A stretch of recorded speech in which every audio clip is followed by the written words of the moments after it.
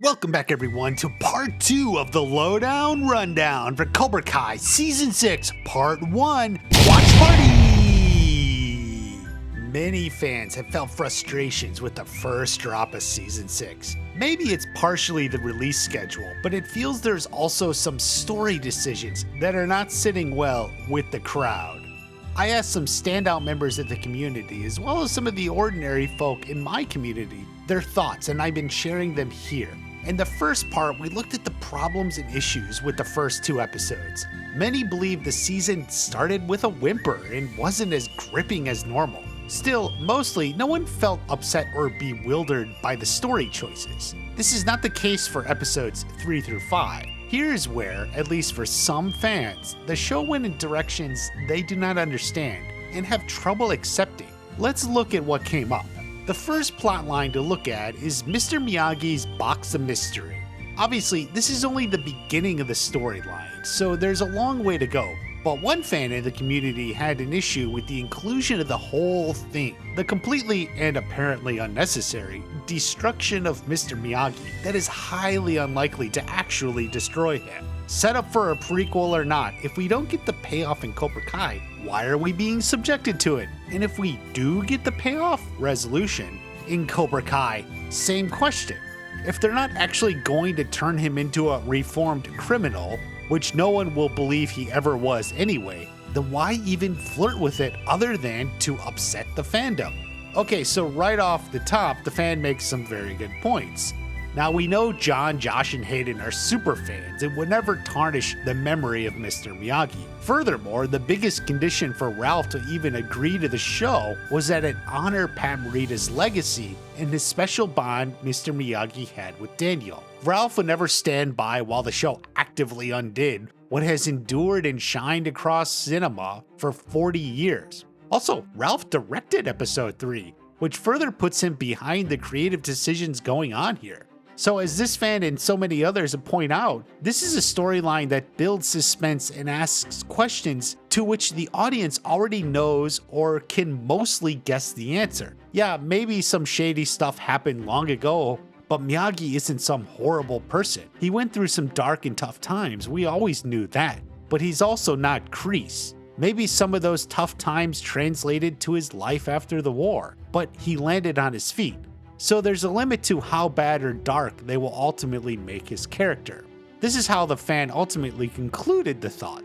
There are really only 2 options. Either it's a giant misunderstanding, which is lazy, or they're actually going to kill their darling, which they're never going to do. Now, I would point out this is different than the usual smarty pants gripe about movies and stories. I'll tell you the end. The good guys win. While yes, the good guys always win at the end of the story, that is not exactly what's going on here. This is about Daniel's journey in his relation with Mr. Miyagi. So it's not like you know the good guys will win and are just in for the story to see their resourcefulness to overcome the odds. Instead, this is a personal journey, but you already know where it ends up and how far it will go. There are boundaries to all this. It loses some of the suspense. Now, personally, I do think there is a third option, that Mr. Miyagi's life and past aren't as rose-tinted as Daniel always believed, thus they aren't calling it a giant misunderstanding, but also not destroying his legacy. I made a video on this before, and I'll have another video on it soon. Now, obviously, this plotline is running the entire season, so we'll just have to wait and see how it wraps up. Either way, it does raise questions on what is to come. Now, another point came up from episode 3. Kyle felt Johnny's devolution is downright upsetting. With his ridiculous scenes at the sleepover and car dealership, there's definitely a mixed reaction to the sleepover scene. I've seen other fans with similar complaints. They felt like it was a little too far, even for Johnny. Now, I will say personally, it wasn't Johnny that bothered me about this routine. Maybe that's just because I'm so well acclimated to Johnny's antics. For me, it was a little too obvious what he was up to, and they were deliberately making Sam and Tori too dumb and naive to catch on to his scheme. Like, they eventually figure it out and leave, but like, come on, it was way obvious. They should have had that reaction sooner.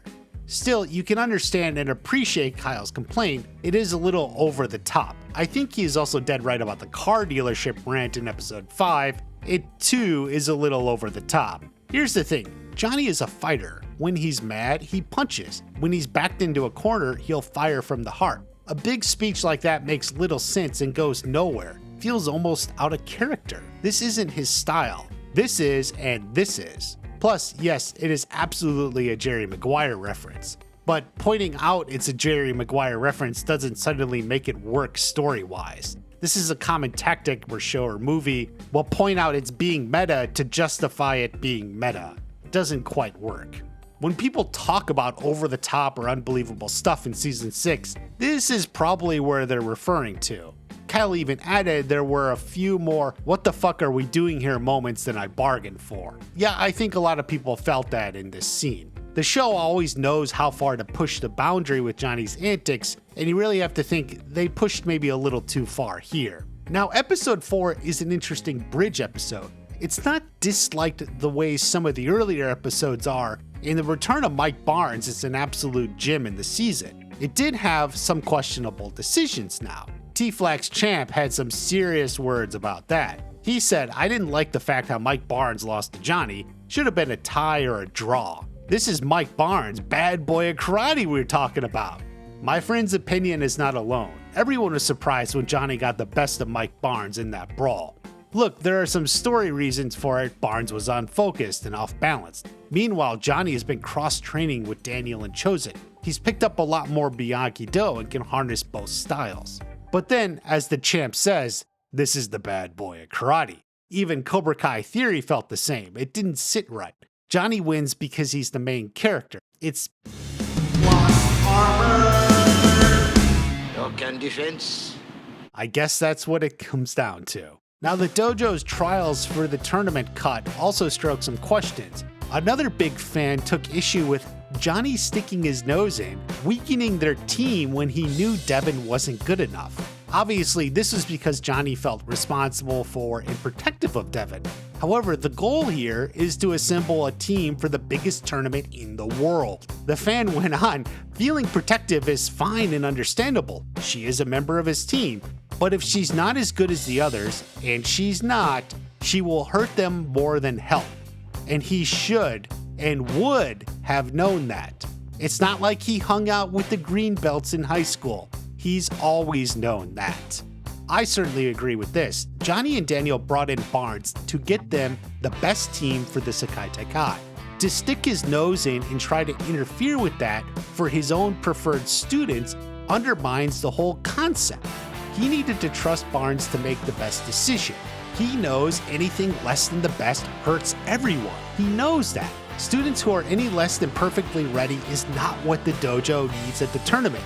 It hurts everyone, and it is insanely selfish for Johnny. I further wonder if the test Barnes ran really helped find the best for the tournament. We won't know until part 2. I certainly hope so. We need to be able to look back and realize Barnes knew what he was doing and got them the best team possible. Otherwise, this episode is red-killed. Now let's finally move on to episode 5. This is where most fans have the biggest issue. Now up front, I should say this episode isn't universally hated. Everyone loved Tori's storyline here. Christian said the acting was solid across the board, and especially Peyton stepped it up. Other fans said the acting is above and beyond, especially Peyton. Champ T Flex really sided with Tori in all this. He said what led Tori to go back to Cobra Kai was Daniel's fault, and I don't blame Tori for what she did then. Kreese is like a father figure to her and had a close bond anyway. Yeah, definitely people get and understand this part of the episode. It's some of the strongest stuff, especially for Tori so far. There was a definite what the fuck reaction with Kreese showing up in the valley, however. Kyle noted, how is Kreese able to bounce around like a game of checkers?